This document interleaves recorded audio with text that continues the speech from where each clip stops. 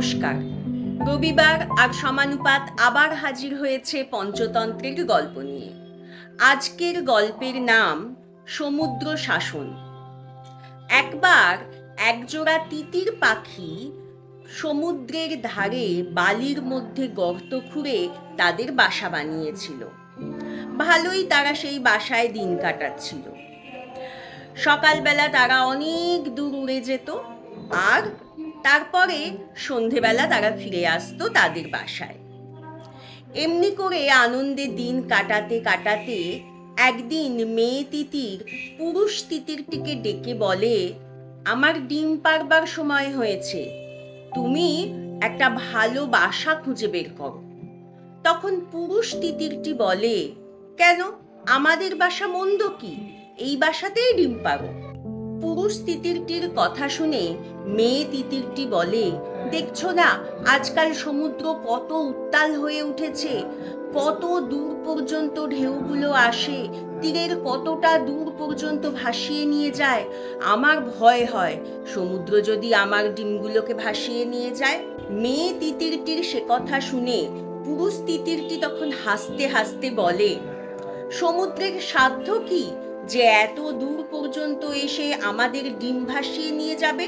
তুমি নিশ্চিন্তে ডিম পাড়ো, কেউ তোমার ডিম ভাসিয়ে নিয়ে যাবে না।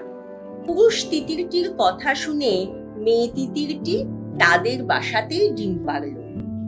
এদিকে হয়েছে কি, পুরুষ তিতিরটি যখন অহংকার করে বলেছিল যে আমাদের বাসা পর্যন্ত সমুদ্রের আসবার সাধ্য কি, এই কথা সমুদ্র শুনেছিল আর ভীষণ রেগে গিয়েছিল। সে মনে মনে ঠিক করেছিল যে ঠিক আছে, ওরা একবার ডিমটা পারুক, তারপর দেখাচ্ছি মজা। ডিম পাড়ার কয়েকদিন পরে সমুদ্রের ঢেউ ফুলে ফেঁপে উঠে তুমুল গর্জন করতে করতে এসে তিতির পাখির বাসা ভাসিয়ে দিল।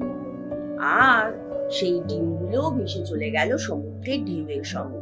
সারা দিন ধরে সমুদ্রের উপর উড়তে উড়তে মেয়ে তিতিরটি বলতে লাগলো, ফিরিয়ে দে, ফিরিয়ে দে।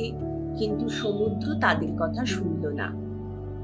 আর সন্ধেবেলায় বাসায় ফিরে মেয়ে তিতিরটি পুরুষ তিতিরকে বলল, আমি আগেই বলেছিলাম, আমি আগেই তোমায় সাবধান করেছিলাম। হায় হায়, এই জন্যেই শাস্ত্রে বলে যে যে ব্যক্তি হিতৈষী বন্ধুর কথা শোনে না, তার অবস্থা দুর্বুদ্ধি কম্বুগ্রীবের মতো হয়। পুরুষ তিতিরটি কম্বুগ্রীবের গল্প জানতো না, তাই সে জিজ্ঞেস করলো, সে আবার কি?